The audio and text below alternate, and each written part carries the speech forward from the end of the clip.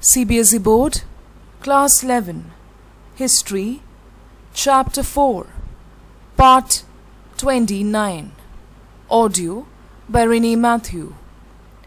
There were two roads to modernization, and industrial societies were it was springing up, it was widely prevalent, and Japan and China had different stories to share when it comes to history regarding their path to modernization and also of retaining its independence. Now we have to look at it in a broader sense. It was successful in retaining its independence and using traditional skills. Japan, what it did was cleverly it used its traditional sense or skills and practices in new ways. That was something skillful, right? Remember, Japan encouraged sending people to other parts of the world to find out what they were doing and also to merge their traditional culture and history with new ways, which gave birth to innovative ideas, innovations and new methods. So its elite-driven modernization generated an aggressive nationalism. Initially, it had phases of very aggressive, repressive nationalism, very arrogant nationalism. And that, of course, gave birth to a repressive regime. When you have an aggressive nationalist policy, you will have a repressive regime which will not give or encourage any kind of criticism and opposition from other parties. And this stifled dissent and demands for democracy. Stifled means it made it more stiff. It made it more stone-like to even demand for democracy. It hardened. It was very difficult to even demand or even promote the idea of democracy, and it established a colonial empire which left a legacy of hatred in the region.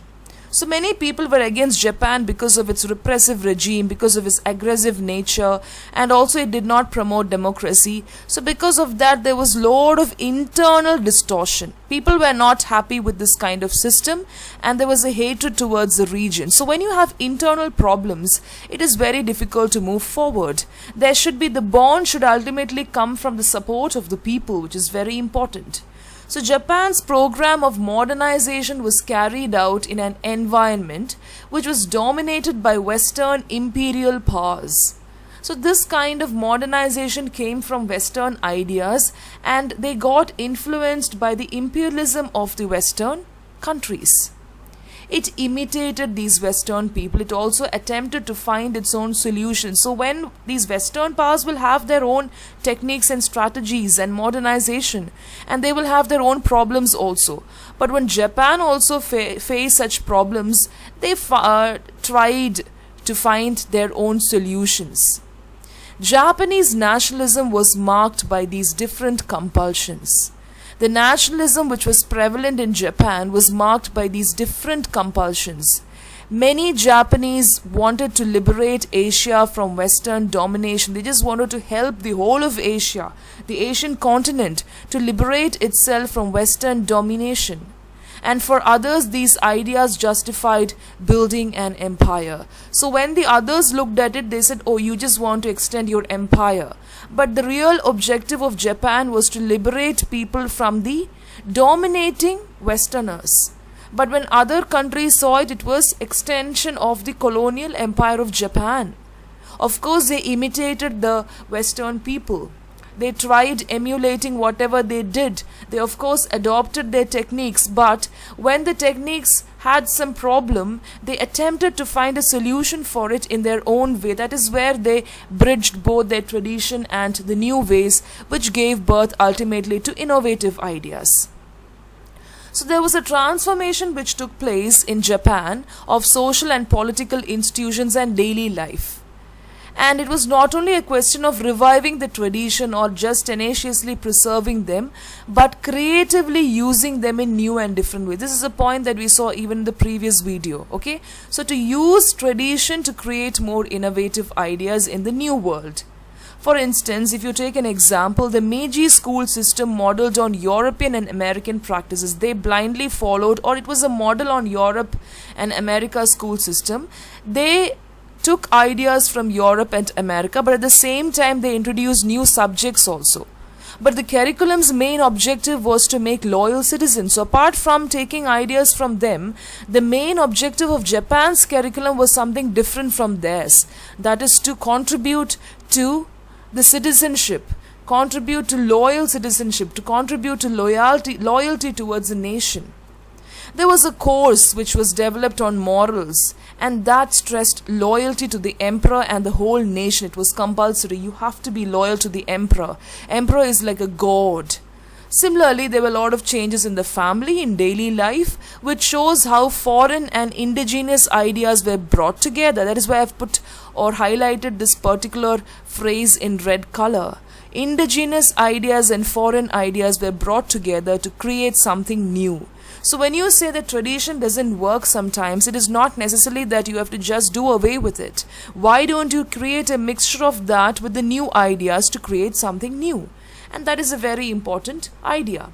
So the Chinese path to modernization was different from Japan. So now we saw the path of modernization of Japan. Now we need to look at the Chinese path to modernization. Foreign imperialism, both Western and Japanese, was combined with a hesitant and unsure king dynasty. So these people, the Chinese, took some ideas from the foreigners from Japan, and it was combined with some problems which the king dynasty brought in, and that weakened the government control. It also set a stage to break down the political established order, which in turn weakened the social order, and that led to immense misery for most of the people. So we can understand that China was going through a big phase of distortion, big phase of fragmentation. Of course, they got ideas from everybody, but this king dynasty was full of confusion, which weakened the government. Warlordism, banditry, and civil war. These three things were prevalent in China, and it exacted a heavy toll on human lives. Common people started suffering, and it was very savage of the Japanese invasion. Japan invaded China along with all these problems, along with warlordism, along with bandits, along with civil war. Japan invaded China. There were a lot of disasters because of, so first point is this. Already China was prone to these problems, then there was this problem, and apart from all these problems, natural catastrophe added to this burden. So it was a very bad time for China, what to tell. And common people actually suffered so much. So 19th and 20th century saw a rejection of tradition. So they blindly rejected tradition after all these problems. Even when in your personal life you go through a lot of problems, you reject whatever others say. You say, now I have my way. And sometimes it works. There was a search for ways to build just two things, that is national unity and strength. They were focusing only to primarily build national unity and strength amongst the people. The Communist Party and its supporters fought to put an end to tradition. They also wanted to put an end to tradition, which they saw as keeping the masses in poverty, the women subjugated, and the country under. Again, they're coming to the previous point. They had thought about these points in the early phase itself, to put an end to poverty, to bring up the women, and also to work on the undeveloped areas of China. So while calling for power to the people, it built a highly centralized state. So people were called to power, people were allowed to be a part of the government so that they can build a central state, centralized state. We have come to the end of this chapter. Now we are going to the conclusion, very important part. So this particular book, which is the themes of world history, takes you across ancient, medieval, and modern parts of history. Some of the main themes of human evolution and development is discussed here. Each section covers all this period. It is very important. MYA is million years ago, then it comes to BC, then it comes to CE. So these main periods are covered, and historians always look into the ancient documents, medieval documents, and modern periods. But there is a craft which the historian will have to display certain common features and predicaments. So historians will of course look into the ancient part and everything, but they will display some common features which they come across, and some predicaments and some problems and some torture. Okay, we have attempted to nuance the distinction between ancient, medieval and modern. So slight differences were there between these three stages, and this book is aiming at providing a very big explanation on the difference between these three stages in history, so that you will be having a complete idea of how history is written, how it is discussed, how it helps you to have an overall understanding of human history, which goes well beyond our modern roots. So only when you understand the great difference between these three stages will you have an idea of how history is written and how the historians display this craft in a very effective way. Now coming to this book, this section is very important. Please don't stop the video because it will help you to understand and study better. This is from your text itself.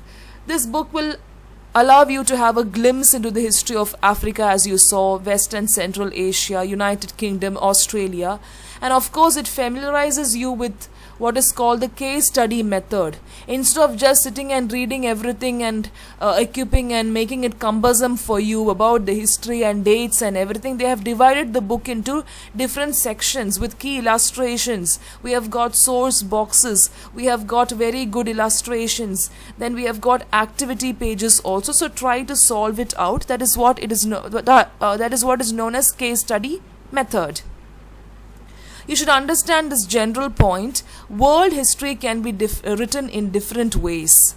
Okay, one thing is to just focus on contact between people, about the interconnectedness of culture and civilization will have to be studied, explore the multifarious dimensions, the different facets of culture, to what extent society and economy can go. There are a lot of multiple segments, dimensions to what history or how history has developed. So when you go across the world, you will come across many dimensions in each segment.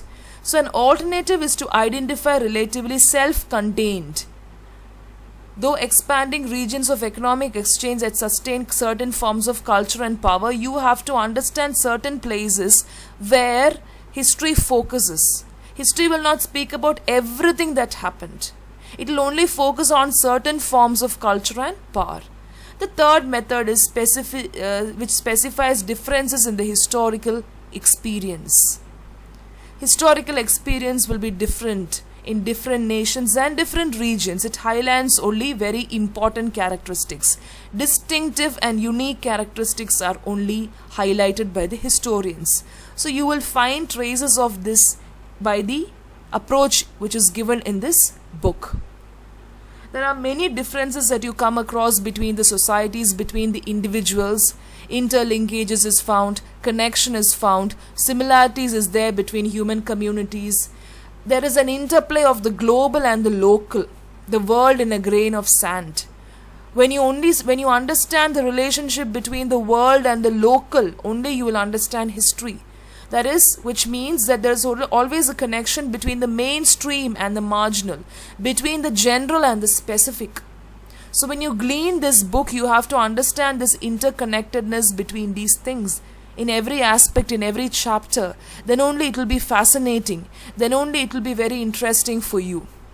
So when you start with the scattered settlements in Africa or any particular place, when you understand all these empires in detail, the Greek, Macedonian, Roman, Arab from the 1200s, the Mongol, etc., all these things we have come across, trading operations, technology and government was highly intricate in these empires. That is why we chose these periods. Do you remember the previous point where they said that we will only choose specific portions, that is distinctive characteristic portions for history, especially by the historians? Do you remember that point? So in these places you may ask, why do we have to study all these empires? It is because trading operations and technology was very prevalent. Very often they were based on effective use of a written language. They also gave importance to their effective language. So a new era in human history took shape, as a consequence of a combination of technological and organizational changes. It is only because of technology and only because of established organization that occurred in Western Europe in the middle of the second millennium that there was a new era. It doesn't mean that only the Westerners were successful. It is only because of their succession, and it is only because of their imperialism that other countries also thought of technology and organization. So that is the main point here. A new era came up in human history. The last chapter itself is towards modernization, and that is how we have come to the end of this year's portion. Okay, so if you have doubt, you can comment in the comment box. I hope all these videos were helpful to you. Thank you.